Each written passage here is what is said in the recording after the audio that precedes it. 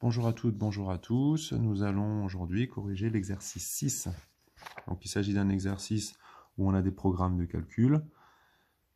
Donc, de manière assez classique, dans la première question, on vous demande simplement d'appliquer ces deux programmes pour une valeur donnée, ici en l'occurrence 3, et de montrer qu'on obtient comme résultat 25. Alors pour le programme A, pas de difficulté, on a le nombre de départ, on ajoute 2, on obtient 5, on élève au carré, on obtient donc 25. Pour le programme B, nombre de départ 3, on ajoute 4, 7, on multiplie par le nombre de départ, on obtient 21, on ajoute 4, on obtient aussi 25. Alors c'est pas parce qu'on obtient 25 pour les deux programmes ici que forcément pour tous les nombres de départ on aura le même nombre de fins. Ça on le verra tout à l'heure. Et pour prouver ce résultat-là, il faudra utiliser donc la lettre X, comme on le fait de manière assez classique.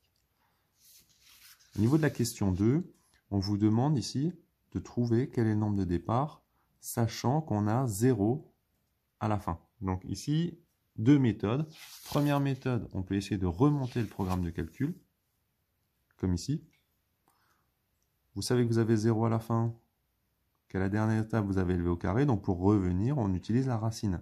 Racine de 0, ça fait 0. Sachant qu'ici, on avait ajouté 2, pour revenir, on fait moins 2.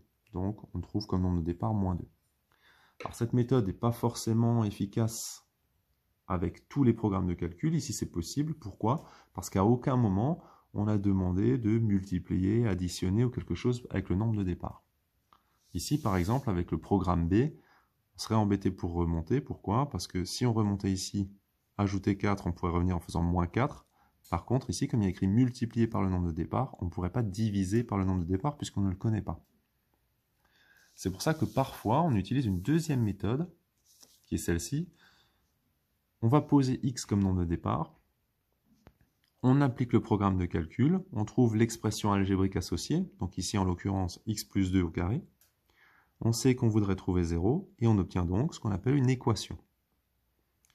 Dans l'équation x plus 2 carré égale 0, si un nombre élevé au carré vaut 0, ça signifie que le nombre à l'intérieur, ici, lui-même valait 0. Donc, x plus 2 carré égale 0 signifie que x plus 2 égale 0.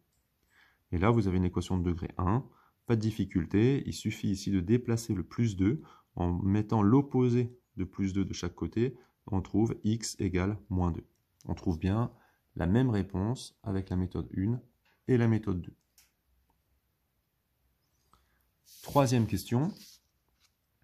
Isa prétend que pour n'importe quel nombre de départ, ces deux programmes donnent le même résultat. A-t-elle raison? Justifiez votre réponse. Donc ici, vous avez une démonstration à effectuer. Pour effectuer cette démonstration-là, qu'est-ce qu'on fait? On va simplement poser x comme nombre de départ. On va appliquer les deux programmes de calcul. On les développe et on regarde si on trouve la même expression algébrique.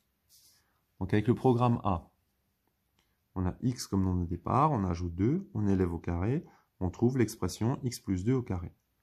Pour développer cette expression-là, on utilise l'identité remarquable a plus b carré égale a carré plus 2ab plus b carré. Donc on a x carré plus 2 fois x fois 2, 4x, plus 2 au carré.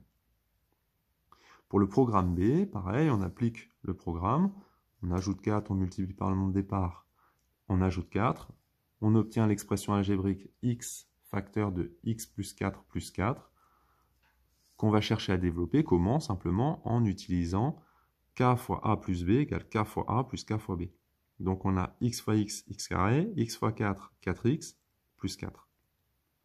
On constate ici que les deux expressions algébriques sont les mêmes, et donc Isa a raison, les deux programmes donnent toujours le même résultat.